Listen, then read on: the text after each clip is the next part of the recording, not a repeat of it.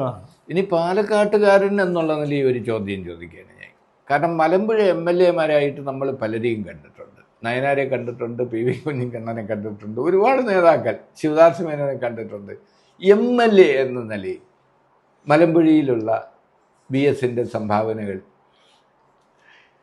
അവസാനമായിട്ട് നമുക്ക് പരിശോധിക്കാൻ പറ്റുന്ന ഒരു പോയിന്റാണ് നിങ്ങൾ പറഞ്ഞത്.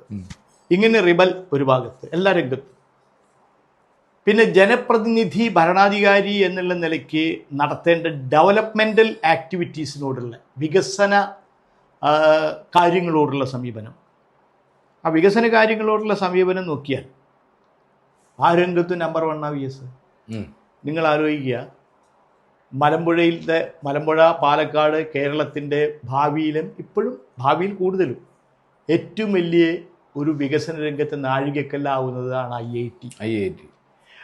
IIT അനുവദിക്കുന്നതിന് ഞാൻ ആ ഭാഗമല്ല പറയുന്നത്. അതിന് ഞാനൊക്കെ എടുത്തിട്ടുള്ള മുൻകൈ വേറെ, പ്രോജക്റ്റൊക്കെ ഉണ്ടാക്കി കൊടുത്തു. അങ്ങനെ അവിടെ നിന്ന് നമ്മുടെ LDF ഇടതുപക്ഷത്തിൻ്റെ പിന്തുണയിലുള്ള ഒന്നായി UPA സർക്കാരിൻ്റെ കാലത്താണ് IIT കേരളത്തിന് അനുവദിക്കുന്നത്. സൂക്ഷ്മമായിട്ട് നിങ്ങൾ മീൻസ് ഈ മീഡിയ കമ്മ്യൂണിറ്റി പോലും സൂക്ഷ്മമായി മനസ്സിലാക്കാത്ത ഒരു കാര്യം, ഒരു സംസ്ഥാനത്തിനാണ് IIT അനുവദിക്കുന്നത്.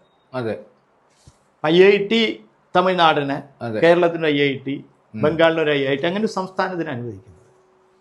അപ്പം ആ സംസ്ഥാനത്തിന് അനുവദിക്കുന്ന IIT എവിടെ വേണം എന്നുള്ളത് തീരുമാനിക്കുന്നത് അവിടുത്തെ ഗവൺമെൻറ്റാണ്. അതെ, അന്ന് ഈ IIT കോഴിക്കോട്ടോ തിരുവനന്തപുരത്തോ ആവണം എന്നുള്ള അഭിപ്രായ ഗതിക്കാർ പല മേഖലയിലും ഉണ്ടാവുമല്ലോ, സ്വാഭാവികമായിട്ട്. അതിനുള്ള ശ്രമവും ചിലർ നടത്തി.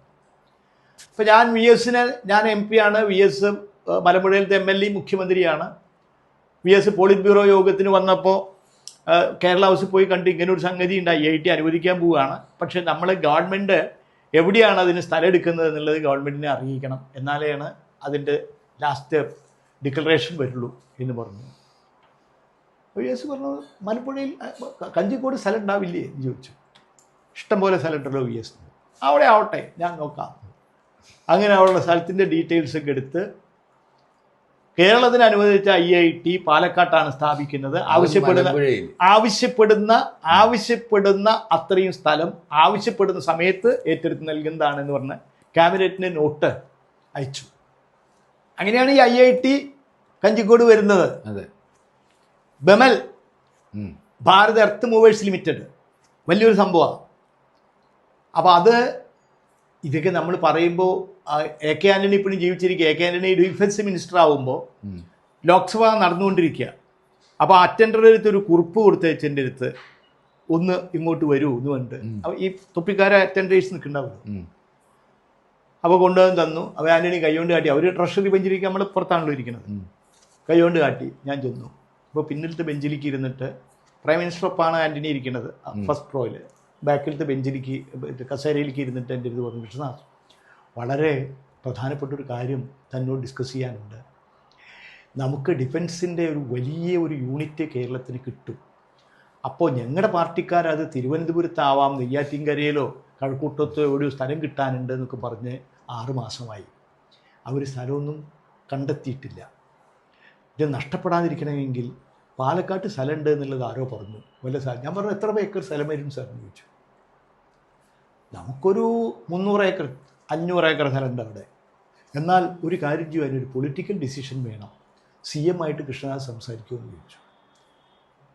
ഭാഗ്യവശാൽ ആ സമയത്ത് VS ഇതിനെ പോളിറ്റ് ബ്യൂറോയ്ക്ക് വന്ന് കേരള ഹൗസിലുണ്ട്. ഞാൻ വൈകുന്നേരത്ത് പോയിട്ട് ഇങ്ങനൊരു കാര്യം ഉണ്ടെന്ന് പറഞ്ഞു.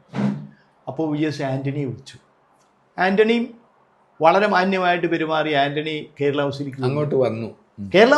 ആൻ്റണി CM ഉണ്ടെന്ന് പറഞ്ഞപ്പോൾ ആൻ്റണി കേരള ഹൗസിലേക്ക് വന്നു.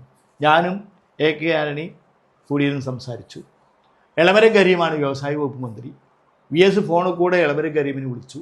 നാളെ തന്നെ പാലക്കാട് പോകണം, വ്യവസായ വകുപ്പിൻ്റെ സ്ഥലം നോക്കണം എന്ന് പറഞ്ഞ് അങ്ങനെയാണ് ഈ ബെമല് പാലക്കാട്ട് വരുന്നത്. VSൻ്റെ ഉത്സാഹമാണ്.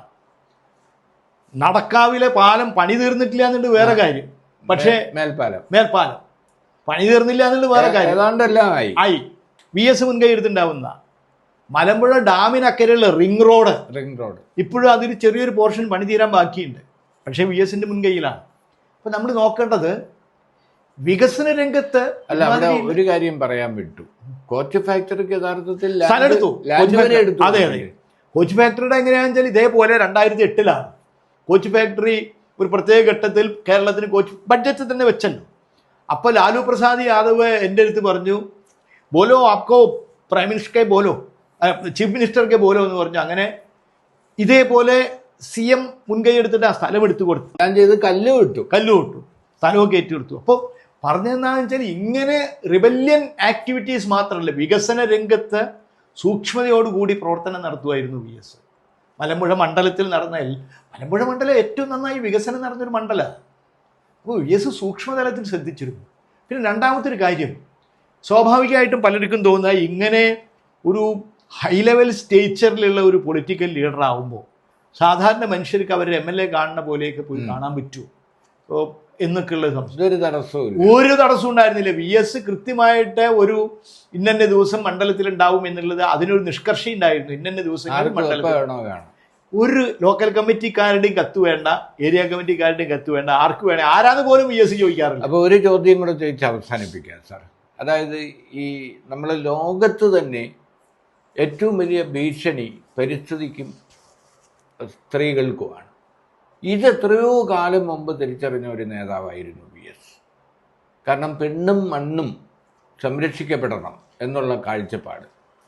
അപ്പോൾ സ്ത്രീ പീഡകരെ ഞാൻ കയ്യാമം വെച്ച് റോഡിലൂടെ നടത്തും എന്ന് മുഖ്യമന്ത്രിയായപ്പോൾ പറഞ്ഞു.